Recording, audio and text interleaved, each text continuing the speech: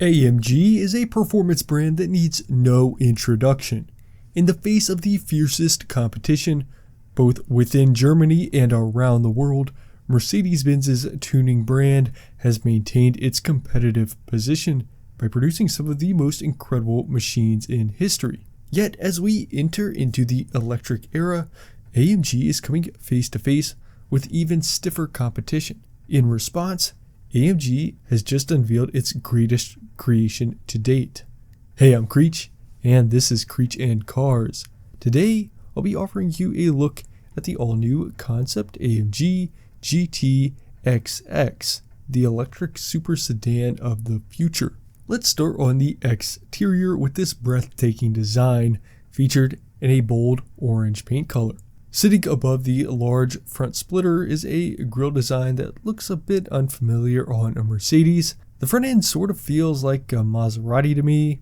I don't know if that's just me, but I guess it doesn't really matter with Maserati being virtually dead at this point. The GT XX still has that smooth, slippery EV look, but it's worlds more aggressive looking than something like the EQS. A lot of that aggressiveness comes thanks to the functional aerodynamic upgrades like these side air curtains and large air outlets on the hood. These air outlets are one half of a fairly complex cooling system that was designed specifically for this vehicle.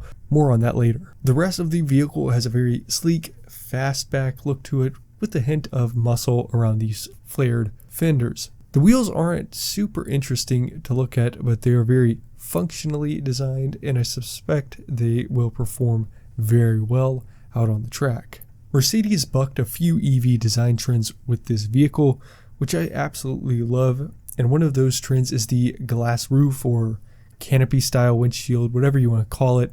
Instead of something like that, the GTXX goes without the glass on the rear, and I think that really accentuates this roofline. Also, as we've seen with Polestar, US regulators and other countries have approved cars without rear windows for public road use, so this very well could make it to a production model. The rear fascia has been a bit more controversial, but I still like the overall design.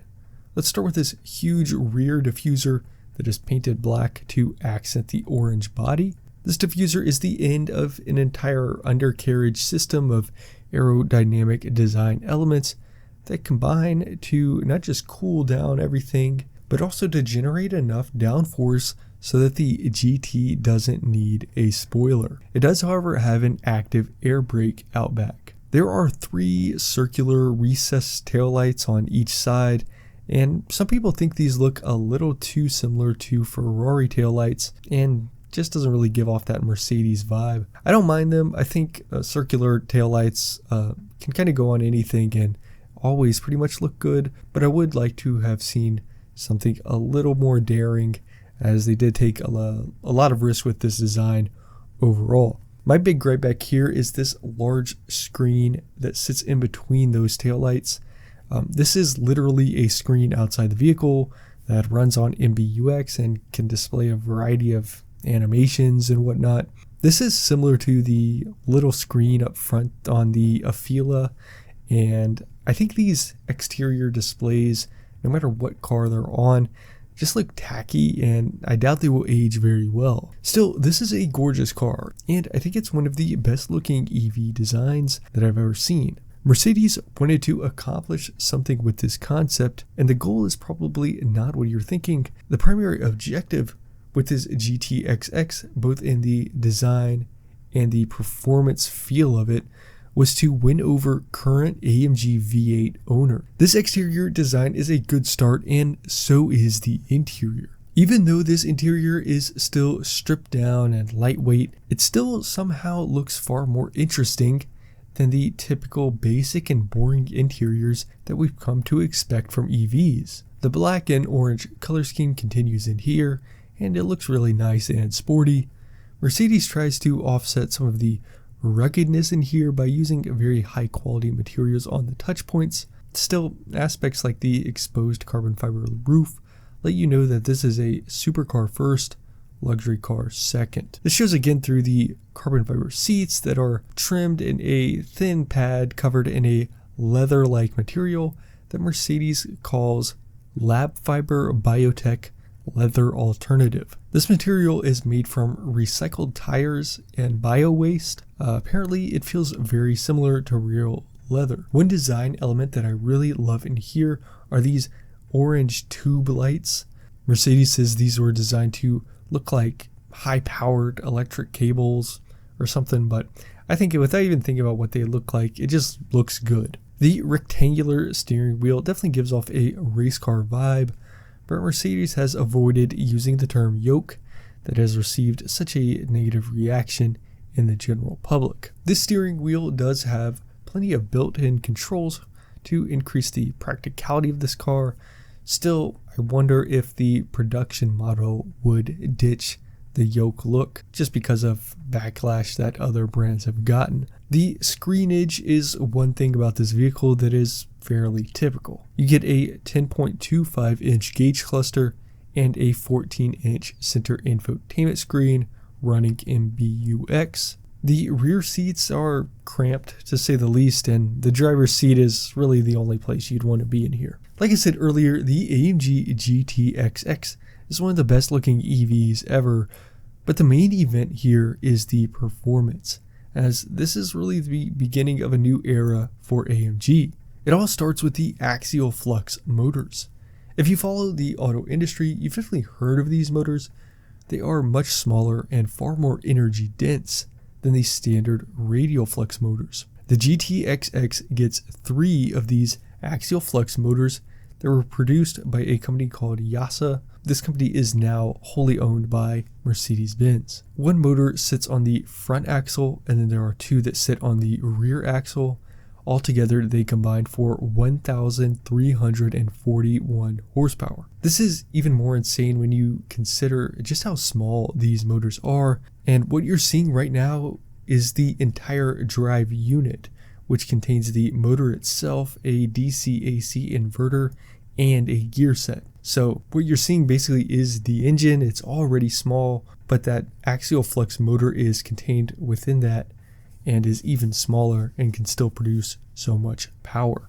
Enough power to get the GTXX up to 223 miles per hour. AMG also spent a lot of time and money on developing higher performance batteries for this vehicle. The lithium-ion battery is comprised of tall and thin NCMA cells and provides about 250 miles of range. Obviously, driving very aggressively is going to tank that number, but Mercedes is promising charging of less than 10 minutes, and that is with a supercharger, of course. The shape of these cells within the battery allows them to cool faster for more sustainable acceleration and power output, and it also does help with the charging time. The heat extracting system in this car is perhaps the most incredible feat.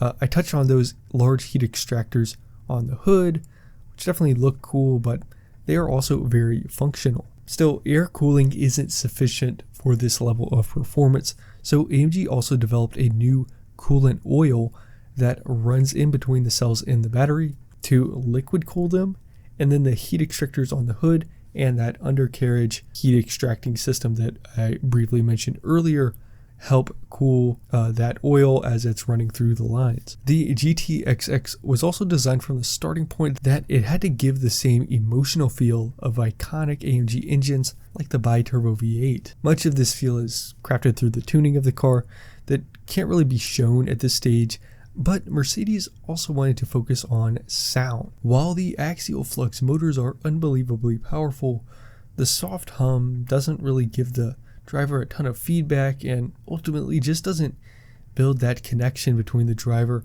and the car same way that a roaring V8 does. Instead of just pumping noise into the cabin as some cars do, the GTXX has speakers that are built into the headlight assembly that make an exhaust noise. Take a listen now. There is music playing over the exhaust, but that's all that's been released so far.